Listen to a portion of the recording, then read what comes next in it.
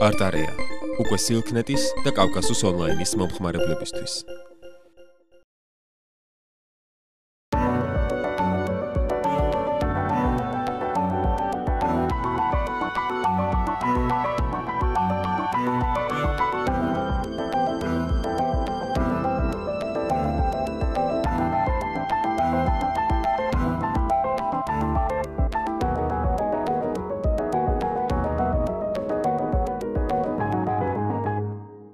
მოგესალმებით, ჩვენ დღევანდელი გადაცემის სტუმარი არის ქეთი დევდარიანი, სცენარისტი.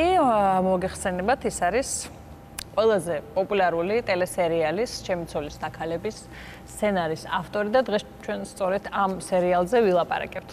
ქეთი, ალბათ შენთვის ეს კითხვა დავუსვათ და მეც მაინტერესებს, როგორ ვფიქრობ, რა განსაზღვრავს ამ ტელესერიალის ესეთ პოპულარობას.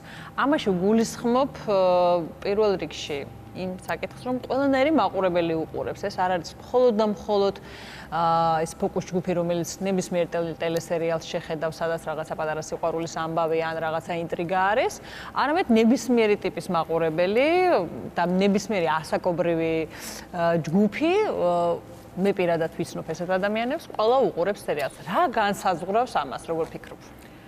რამდენიმე მიზეზი აქვს ალბათ ამას. პირველ რიგში ის, რომ ჩვენ გავრისკეთ და გადაუხვიეთ სერიალის პატარა ქვეყნებში სერიალის კეთების აპრობირებულ მეთოდს. ეს არის რაღაც ცნობილი ფორმატის ყიდვა და იმაზე მორგება მერე რაღაც სერიალის, რომელიც გარანტირებულად წარმატებული იქნება, მაგრამ ჩვენ გამოვაცხადეთ, ასე ვთქვათ, ამბიცია, რომ უფრო წარმატებული იყოს, ანუ ნამდვილად ქართული. ეს არის ალბათ ძირითადი მიზეზი, რომ ფორმატი არ არის არც ამერიკული, არც ევროპული, არც რუსული, არის ქართული. რაღაც ასოციაციები ხშირად გაჩენიათ. შეიძლება, სამი დაქალი როა, ეგრე ყველაფერი შეიძლება რაღაცას გავდეს, მაგრამ ანუ story line, ასე ვთქვათ, ხაზი არ არის აღებული და გადმოკეთებული ქართულ რეალობას კი არ არის მორგებული. პირდაპირ ორიგინალური სცენარია, ან რაც რისკი იყო, გვაფრთხილებდნენ, ასე ვთქვათ, რომ შეიძლება ჩავარდეს, იმიტომ რომ პატარა ქვეყნებს არ აქვს იმის ფუფუნება, რაღაც ექსპერიმენტები ატაროს, მაგრამ ამ ექსპერიმენტმა გაამართლა და ალბათ არის ის, რომ არის ნამდვილად ასახავს იმას, რაც ხდება გარშემო, ოღონდ ავტორების და ესე ვთქვათ ირონიული საავტორო პოზიციით. და ფიქრობ, რომ ეს ყველა ტიპის მაყურებელი, რომელიც ყავს სერიალს, ასაკობრივი ხო, არა, ნებისმიერ შეუძლია, რომ ან თავის თავი დაინახოს, ან თავისი ახლობელი დაინახოს, ყველა იგულისხმება, როგორ ფიქრობ შენ? ვიღაცები ალბათ გამორჩენილები არიან, ხო? არქეტიპები ალბათ უფრო. ყველა ძალიან რთული არ ყავს მაგალითად, მისაბაძი ტიპები, გმირები, ის ვინც ქალებს შეუყვარდებათ, ან კაცებს ქალი, მაგრამ ვიღაცას ყველა ხედავს თავისიანს, ან თავის თავს და არ მინდა ხა საკუთარ იმაზე ესე ვილაპარაკო, რომ აი სარკეში ვიღაცას ვახედებ და რაღაც ის, მაგრამ ალბათ გარკვეულწილად მაინც არის ეს რაღაცა გვერდიდან საკუთარი თავის შეხედვა. იმიტომ რომ ვინც თავიდან ამბობდა ხოლმე მაგათად კატოზე რომ მე მგავს, მე დროთა განმავლობაში არა, მე არ მგავს, თავიდან მომეჩვენა. იმიტომ რომ მე აღარ მოწონდათ მისი რაღაც საქციელი ან ფრაზა ან რაღაც რა ვიცი. ხან ისე ხდება, ხან ასე. შენ როგორ აკვირდები სერიების გასვლის შემდეგ რაღაც გამოხმაურებები ალბათ ყოველთვის არის, ფორუმი არის, სადაც წერენ თავის მოსაზრებებს. რა აინტერესებთ ხოლმე ყველაზე მეტად და ყველაზე მეტად რა ტიპის ამბებს ყავს ხოლმე მაყურებელი. და აქვე დავამატებ იმას, რომ ალბათ ერთი კიდევ მთავარი სტერეოტიპი საქართველოში დაინგრა ის, რომ ბევრი მაყურებელი და რეიტინგი შეიძლება ყავდეს მხოლოდ და მხოლოდ სიტყვაზე უფრო გასაგები რო იყოს თქვა რაღაცა აი ასეთიანის გადაცემაში მოთხრობილ ამბებს და ასეთ გმირებს მხოლოდ ამას და მხოლოდ ესეთ სიყვითლეს თქვა არ ყავს მაყურებელი, არამედ შეიძლება იყოს შექმნა ესეთი სანახაობა, რომელიც არ იქნება ესეთი ყვითელი და არა მხოლოდ ისეთ ტიპებზე იქნება, მაგრამ ეყოლება მაყურებელი. და მიუხედავად ამისა, ხო ეს მაინტერესებს მაყურებელი სად არის ხოლმე ყველაზე აქტიური და ყველაზე მეტი რა ტიპის ამბებს, ან რომელ გმირს ყავს, როდესაც ხო თქვენ სერიებში ყოველთვის სხვადასხვა ტიპი გმირი არის ხოლმე ისეთი უფრო აქტიური. იცი რა, ყვითლად შეიძლება გადააკეთო ყველაფერი. მათ შორის აი რომეო და ჯულიეტას ისტორია მოყვე თქვათ რაღაც ყვითელ შოუში ისე რომ ნუ საშინელი მოსასმენი იყოს. და ალმოდოვარის ფილმების სიუჟეტიც არის ხოლმე რაღაცა საპნის ოპერის სიუჟეტი, ხო? ნუ აი ესე რომ მიყვე. რა თქმა უნდა, აი ამას მათემატიკა აქვს, რა სცენარს ითვალისწინებ, რომ არის მაყურებლების კატეგორია, რომელიც მიყვება ისტორიას, ამბავს, რა მოხდება, ვინ ვის გაშორდება, ის ეტყვის თუ არა, რომ იმან გიღალატ, ანუ ამას ვერ გაექცევი, არ უნდა განაცხადო პრეტენზია მას პროდუქტს როცა აკეთებ, რომ მე ვაკეთებ არც და უნდა გავაკეთე ხა რაღაც ისედაც, რასაც ჩემს გარდა ვერავინ ვერ გაიგებს და რაც უფრო ცოტა გაიგებს უკეთესი, ანუ ეს არის არასერიოზული დამოკიდებულება, რა იგივე არტიც უნდა იყოს ემოციური და ადამიანებს შეეხოს, ხო? მაგრამ ეს არის მას პროდუქტი, ამას აქვს თავის კანონები.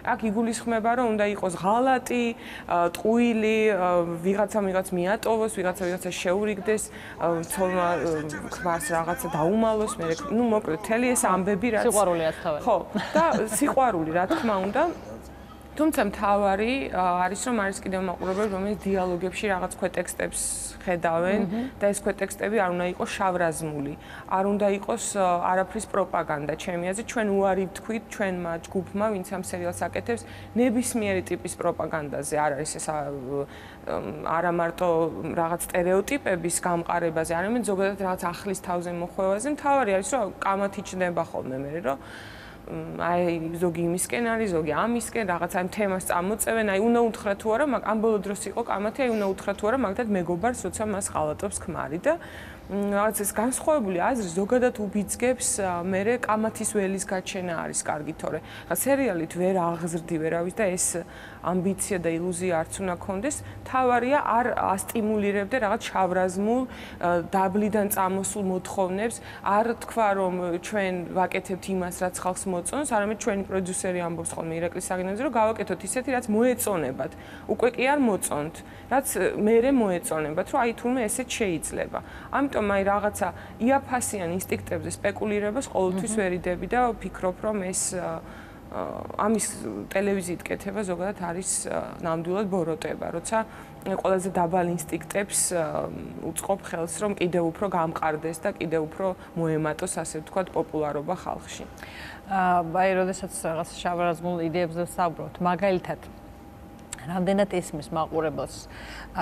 ჩემთვის როდესაც სერიალს ვუყურებ, როდესაც ხედავდი მართალია ბოლო სეზონში აღარ მონაწილეობენ, მაგრამ ეს ეგრეთ წოდებული დიტო და მისი ჯგუფი, რომელთაც პირობითად შეიძლება ბაბულიკებით დაუძახოთ, იმიტომ რომ ასე ეძახიან. ისინი ჩემთვის იყვნენ ძალიან კომიკურები. მაგრამ ვიცი, მათი მსგავსი ბიჭების დამოკიდებულება მათ ისინიც თითქოს იცინიან მათზე, ხვდებიან რომ უნდა გაიცინონ, მაგრამ ამავე დროს მოსწონთ, ამავე დროს ხვდებიან რომ თვითონაც მათი მსგავსები არიან. აი გამოხმაურებებში ესეც საინტერესო გოგოებსაც მართლა.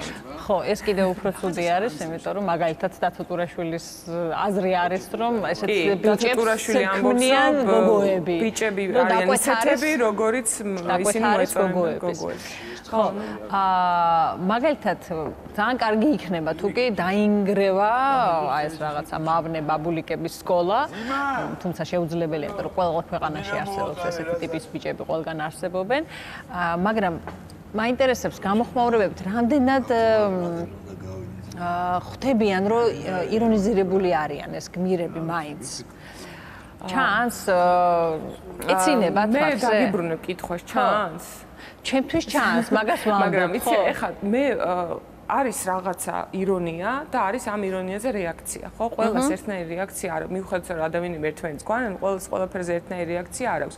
ჩვენ ბაბულიზმი მოვკალით, ასე ვთქვათ, პირდაპირ. ანუ ბაბულიზმის მათი სიკვდილი იყო ზოგადად ამ მიმდინარეობის სიკვდილი და ისინი ქვეცნობიერად იმდენად ვერ ეგუებიან ამას, რომ მუდმივად შექმნეს გვერდი, სადაც წერო გააცოცხლეთ ისინი. ანუ ისინი ვერ ეგუებიან ამ სიმბოლოს სიკვდილს და თვითონ აი ესე ვისგან მათი პროტოტიპები არ გვინახავს და ამიტომ ყოველთვის არის მათი დაბრუნების ხო ეს ხო რაღაც ის არის ეგეც ხუმრობა და ის რომ მოწონთ, აი რაღაც ასაკში გოგოებს მოწონთ ხოლმე მოძალადე ბიჭები, ასექსუალურ მამაკაცად აღიქვამენ ადამიანს, კაცს, მამრს, რომელიც არის რაღაცნაირი, აი მომგვარებელი თუ ცოტა ბლატნოი თუ არ ვიცი. ყველანაირად ვეცადე რომ ესენი გამოსულიყვნენ, ну აი ერთ სერიაში პირდაპირ ურტყამს ცოლს და მე რო წავიკითხე კომენტარები ქალების რომ მოიქეც ისე რომ არ დაგარტყან და არ დაგარტყამენ, ეს იყო ჩემთვის შოკი, მეგონა რომ ეს ჩვენ დავტოვეთ 90-იან წლებში ეს. ანუ შეროდესაც დაარქმევინე გოგოზე. მეგონა რომ ეს იქნებოდა რაღაც აგრესიას, ანუ გაღიზიანებას გამოიწვევდა მაგრამ გამოიწვევდა რომ აბა ნუ ძმაკაცებთან არ უნდა მიზეს ასე ვთქვათ გამოსამართლებენ მიზეს ყოველთვის პოულობ თუ შენ ვიღაც ესე ირაციონალურად მოგწონს, იმიტომ რომ მე ამბობდნენ რომ აბა ეხა ძმაკაცების თვალწინ დაარტყა და ესა შენიშვნა მისცა და ანუ ძმაკაცების თვალწინ თუ მისცემ შენიშნოს, მაშინ ქმარმა უნდა დაგარტყას. და რა მოხდა ეხლა უღალატა სადღაც უკრაინაში ვის არ მოსულე. ნუ აი ძალიან რთულია რა ესე ერთბაშად შეცვალო დამოკიდებულება. თუმცა ის რასაც მე მსაყვედურობდნენ ხოლმე ზოგიერთი ჩვენი მეგობრები, კოლეგები, რომ შენ კიდევ უფრო ხელს უწყობ ამ სტერეოტიპის გამყარებას, მე ამაზე პასუხისმგებლობას არ ვიღებ, იმიტომ რომ ყველანაირად ვეცადე, რომ ისინი ყოფილიყვნენ გროტესკულები, აი რაღაც ძალიან სასაცილოები, ყველა ერთნაირი შავებში ჩაცმული თავის ვერავაკეობაზე ჩოხებით და ასე შემდეგ.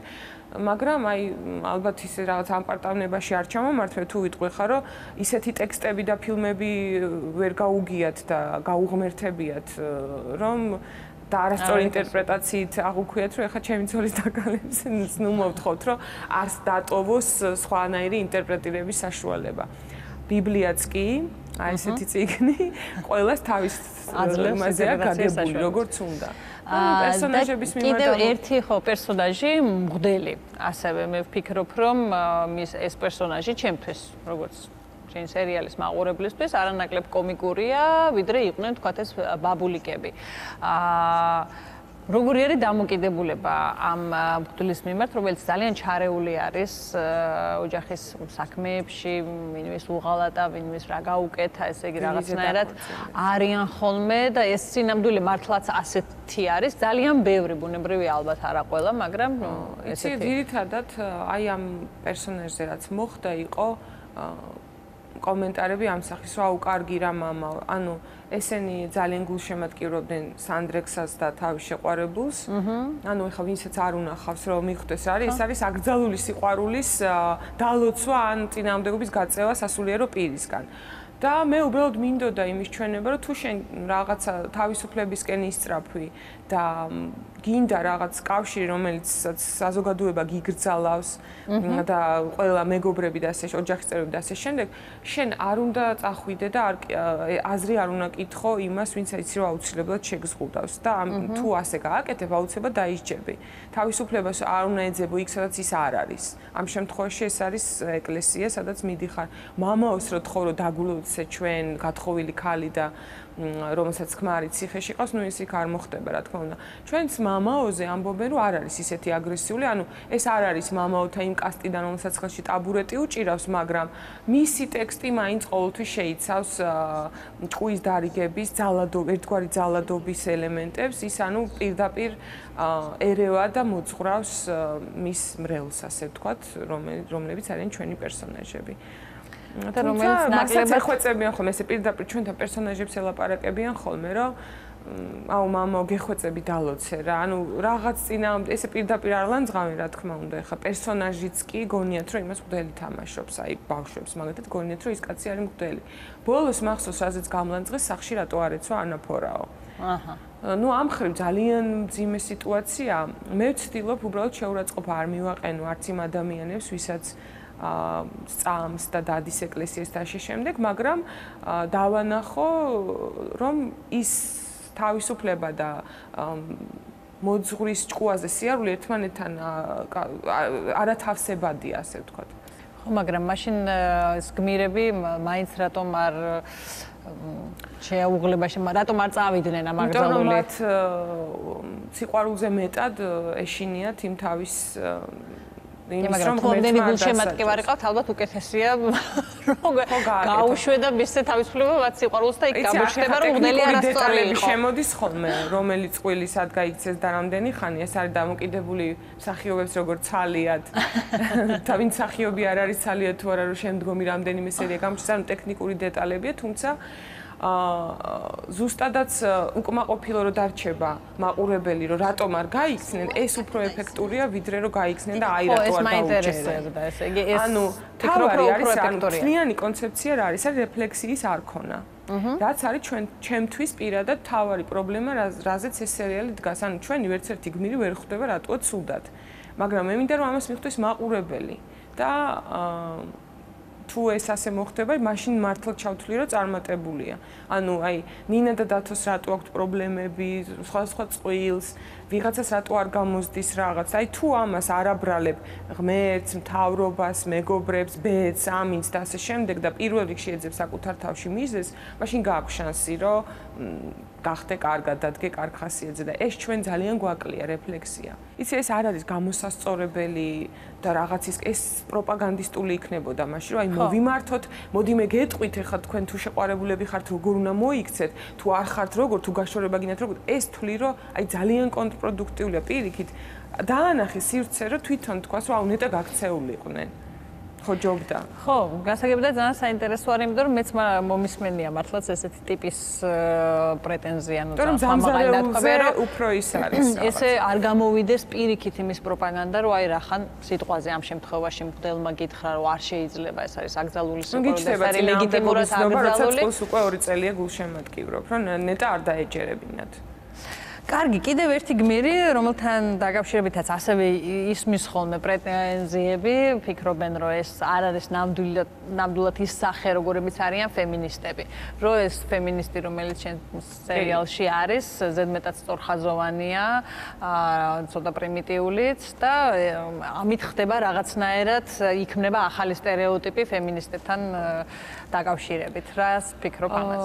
ნუ მან ნაწილობრივ ვიღებ ამ შენიშვნას, უბრალოდ არ ჩაუღრმავდები ხა დეტალებს ეგ რატო და როგორ და რანაირად მოხდა ეს ყველაფერი, ანუ რომ არ გამოვიდა ის, მაგრამ ზოგადად ის პრეტენზია, რომ რატო არ არის ფემინისტი კაი ტიპი, მაგას ნამდვილად ვერ მივიღებ, იმიტომ რომ არავინ არ არის ჩვენ სერიალში, არც მისაბაძი და არც ის და ესეც არის ზუსტად ისეთივე ფსევდოფემინისტი, როგორებიც ზოგიერთ მე ხო არ ვაყენებ ამით ყველას შეურაცხყოფას, ვინც თქვა ფემინისტურ ორგანიზაციაში ან ფემინისტია და მე თვითონ ვარ ბოლოს და ბოლოს გენდერული თანასწორობის მომხრე და ყველანაირად ვერ. უბრალოდ აი თინა ჩვენი პერსონაჟი არის მან ცხოვრება ისწავლა ტრენინგებზე ასე ვთქვათ. ანუ მას უნდა რომ იყოს ფემინისტი, მაგრამ როგორც ყველა ქართველი სხვადასხვა პროფესიის ადამიანი, ისიც არასწორად იგებს აი ამ ფემინისტს. ყველა პერსონაჟი როცა გროტესკულია და მარტო ფემინისტი არის მართალი და სწორი და იდეალური, ესეც ის არის რაღაც დისკრიმინაცია, ხო? შეიძლება კიდევ უფრო არადამაჯერებელი ყოფილიყო. კიდევ უფრო ის იყოს, ახლა ნუ რაღაც სტერეოტიპი ვეცადეთ ჩვენ, რომ აი მაგალითად ის რომ ფემინისტებს არ უყვართ კაცები და არ ყავთ და ეს რაღაც ამას ახლა ყავს, ხო? წერდნენ კიდევაც, რომ ეს რანაირი ფემინისტიაო, 10 კაცი გამოიცვალაო. და ნუ მე ხუმრობდი, რომ 10 არა 3 და რაღაც და ბოზია თინაც და მე ჩვენი ის პეიჯის ადმინისტრატორი ეკითხება ხოლმე, რომ ნუ აი რამდენი კაცი შეიძლება ქალს ყავდეს და რამდენის მერე ითვლება უკვე ბოზობად. მაგრამ ნუ ის არის რაღაც შენიშვნები რა თქმა უნდა მისაღებია. აქვს ამას თავის ობიექტური მიზეზები, ზოგჯერ რატო არ გამოდის რაღაც ისე როგორც ჩვენ გვინდა. თუმცა ისიც ისეთივე გროტესკულია, ეგრე ხა დიასახლისებიც არ არიან ყველა ნინასნაირი და არც გოგონები, ასე ვთქვათ, ეს აი თაკუთარ თავს სელფ შოტებს უღებენ. ეგ გოგოებიც ყველა კატოსნაირი არის, მათაც არ მოწონთ კატო. ასე პრეტენზიები ხა ყველას მიმართ უჩნდებათ, რა თქმა უნდა. თინაც ზედმეტად გროტესკული არის კი. ცოტა არის კი, მაგაში მეც უნდა დავეთანხმო. თუმცა რასაც ამბობს, რომ აქ აუცილებლად უნდა დავამატო, ძალიან ბევრ ქალს აი ვერ დაიჯერებ, შემიძლია გაჩვენოთ თინას რაღაც რომ ამბობს თინა, თუნდაც ის რა შენთვის არის პლაკატი. ვიღაც ქალისთვის ეს არის ის, რაც დიდი ხანია უნდა ეთქვა და ვერ ახერხებდა, ან ეშინოდა, ან ისეთ გარემოში ცხოვრობს, რომელიც ჩვენ შეიძლება ვერ წარმოგვიდგენია. რომ აი რაღაცა თინა ცოტა იყო ხოლმე მათი რუპორი, ასე ვთქვათ და ზოგჯერ როცა ის გამოდიოდა რაღაც ძალადობის ან რაღაცის წინააღმდეგ, იწვევდა ძალიან დიდ მოწონებას აი ამ ქალებში, ვისაც ჩაგრავენ. ეხლა ჩვენ როცა გვინდა კიდე უფრო კარგი და კიდე უფრო სწორი ფემინისტი, ნუ ესეც გასაგებია. კარგი და კიდევ ვიცი რომ რაღაცნაირად